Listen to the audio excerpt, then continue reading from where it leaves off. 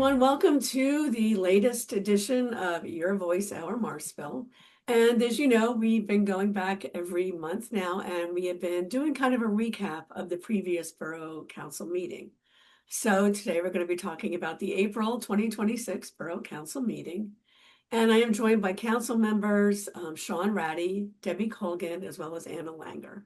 So I want to welcome you all. And as you know, it can't all be negative and that kind of thing. So we like to start off with something positive. So Anna, I'm going to start with you. So why don't you tell me something positive? Well, we're really pleased that the Republic is sending representatives to the addresses that residents have issues with the trash cans. While the company cannot offer smaller trash cans, they did promise to work with the residents individually, especially the elderly and those with physical disabilities, to solve the problems on a one-to-one basis. Residents are asked to contact the borough, provide their names, phone numbers, and addresses. Your information will then be handed over to the Republic, and a representative will address your needs directly. If you have not responded or reported your issue yet, you still have time. You can also use the Citizens Reporter, which is found on the top right corner of the borough website. But I do recommend contacting the borough directly. I think your information will get processed and handed over to the Republic quicker. Yeah, and we were very pleased that council actually voted 5-3 without needing the mayor to break our tie. We requested that the borough manager post the library director position no later than our May council meeting, and then begin the hiring process immediately thereafter. And we trust that our interim borough manager will honor this vote, and especially that he heard the comments of one resident who brought her young daughter and spoke eloquently about what the library means to her family, her young daughter, and the people of Morrisville. In fact, she said that an easy walk to a local library was a big selling point when she and her husband decided to choose Morrisville as their home. And we want to make sure we emphasize the fact that people should really disregard this choice, this false choice that has been circulating around online right now. We do not need to choose between hiring more police or hiring a librarian. Both have separate budgets, and the library has sufficient funds currently for hiring a director. It's already been predetermined and already set in place. The library millage costs each household like maybe about $80 a year, so about $670 a month.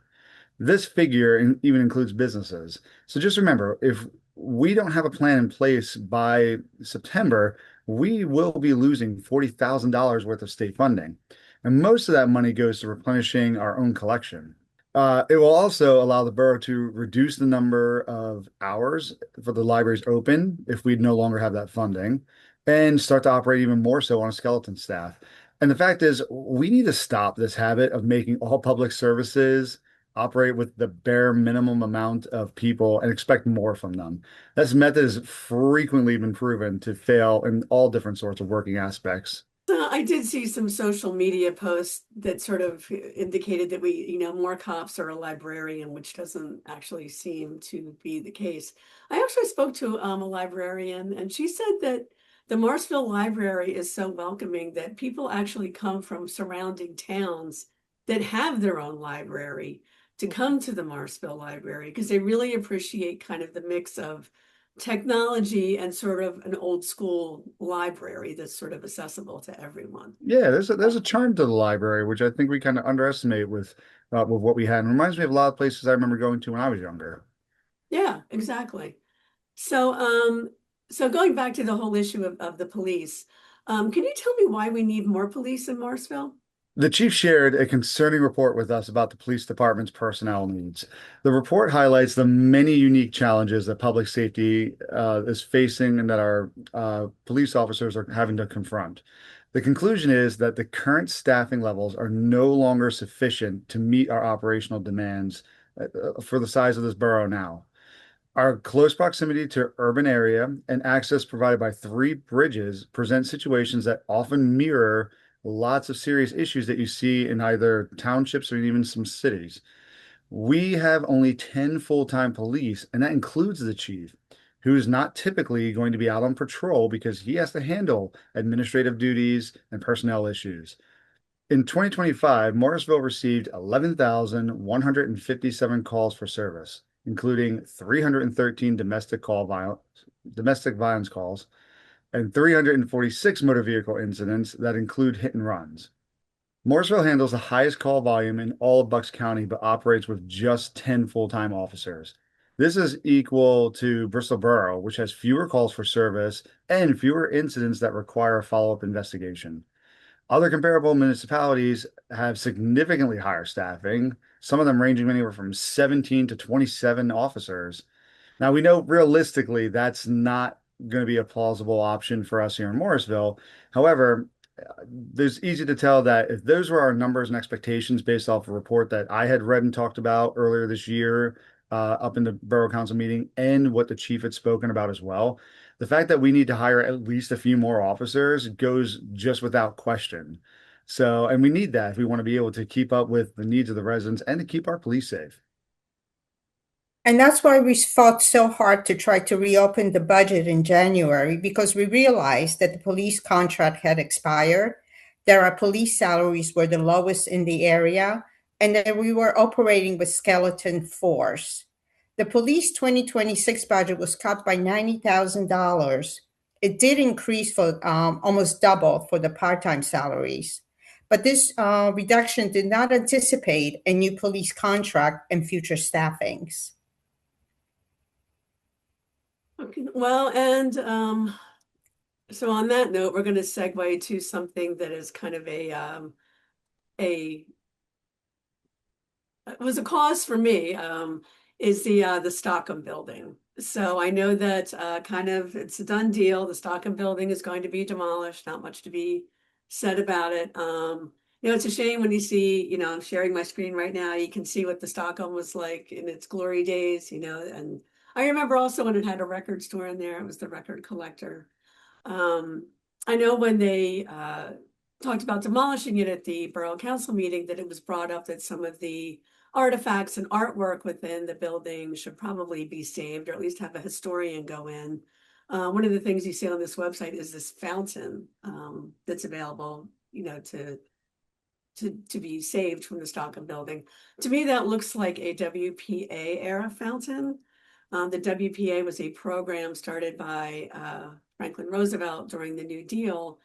And as part of it, to give artisans jobs and other people jobs during the Depression, they had people building things. Bowman's Tower was actually a WPA project. It was built during that time.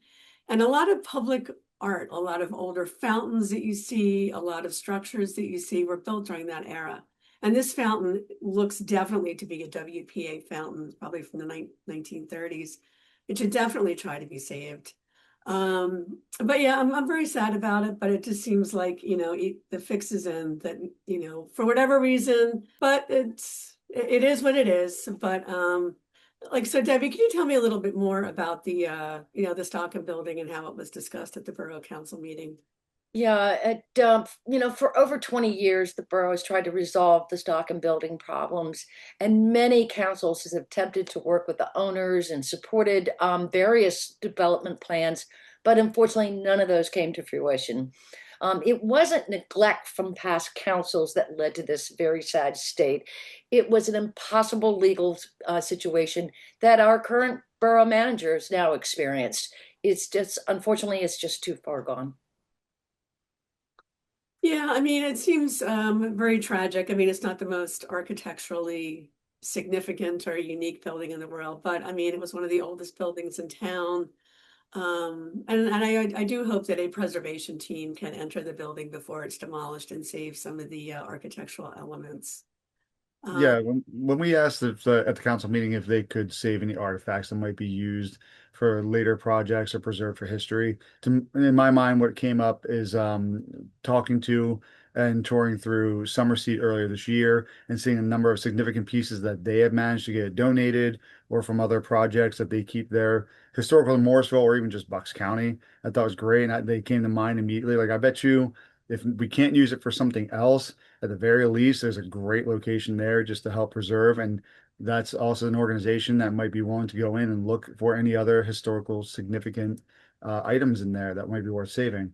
But the council president stated flatly that there was just simply nothing in there, even though a number of us have seen pictures like those online going, well, there is something there. And it's at least, very least, worth looking at before the demolition. I agree with you, and thank you for making that suggestion that somebody from our local historical society, a Bucks County Historical Society, could come and evaluate some of these things, even if they're not saved in Morrisville per se. Say they go to, an area surrounding us, that at least as original pieces of art and whatnot, that they are preserved. So on that cheery note, let's go to some of the things regarding grants. I know that maybe, Debbie, you want to address the criticism on your vote and some of the other no votes on the recent trail grant applications, and to just give listeners some background. Well, yeah, so here are the facts. The engineering study cost $3,000, and then the grants cost $5,000 each just to submit. So we were looking at an additional $10,000 in grant applications tied to plans that are either too complex, too costly, and frankly, not really what our residents were looking for or asking for. So spending $10,000 to chase grants for the wrong plan isn't fiscally responsible.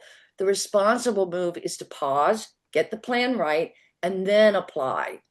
And we also requested a meeting with the engineer before this went further to provide input on what could be done safely, responsibly, and reasonably. And that request was denied.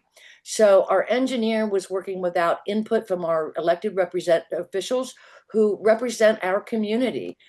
We didn't vote against the grants. We voted against submitting expensive applications attached to a plan that doesn't serve our residents. There's a big difference.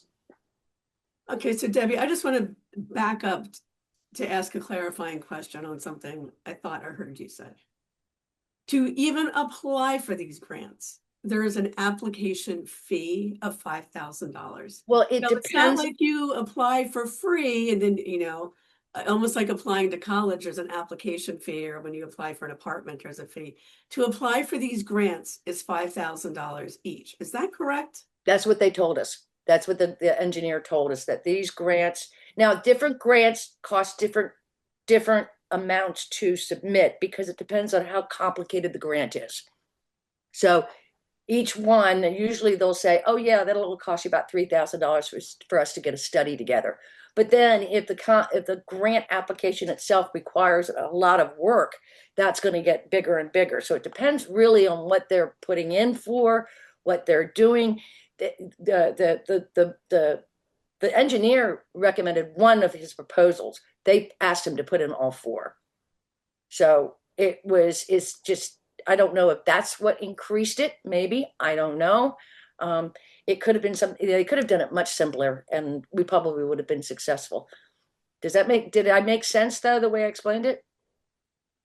Yeah, I just think that residents of this town should know that when you apply for these grants, it's not free. So unless you have a clear shot of getting it and a clear purpose for applying in the first place, throwing $5,000, $10,000 to apply for something is just throwing money away. I was surprised that these were so expensive. I don't know why they were so expensive, and we didn't even get an opportunity to ask. But every grant would cost something different. It depends on the grant. Okay. Well, that's good. That's good. Not good information. I really had no idea about that. So okay, we're wrapping things up. We like to start on the positive and end with the positive. So, Anna, I'm going to throw this one out to you. Can you tell me something positive? What have you got? Well, we're going to be partying at the beautiful Morris Williamson's Park on May 16 from 12 to 8. Our Rock and Roll 250th concert in celebration of the 250th birthday of the United States was approved. So everyone bring your family, invite your friends, and remind your neighbors. And don't forget your blankets and chairs. We're hoping for a big turnout and to see and support many of our local bands, visit our food trucks, and enjoy the day. See you at the park. And it will be a great event, despite the fact that one council member ridiculed the concert as a small time event compared to an event in another township. But I think it's worth mentioning and pointing out to people, council members really should be rallying around citizen events like these, not disparaging them. Also, speaking of citizens projects, we have heard a presentation about an exciting mural project highlighting local sports heroes down at the baseball field. There will be a no cost to the borough, and we are hoping that the council will approve this citizen-led project. And we also want to encourage residents to send letters of interest to serve on both the library board that has 3 openings and the Environmental Advisory Council that has 2 openings. Send your letters of interest to office@morrisvilleborough.org. Great. All right. Well, thank you for joining me and giving us the recap. Look forward to seeing what goes on at the next Borough Council meeting. They're certainly never dull. I can say that about them. But thank you. So until we get together again, thank you for listening to Your Voice, Our Morrisville. All right, and go 76ers and go Flyers. Go Flyers. Thank you, Amy. Thanks. Thank you. All right. Bye. Good night.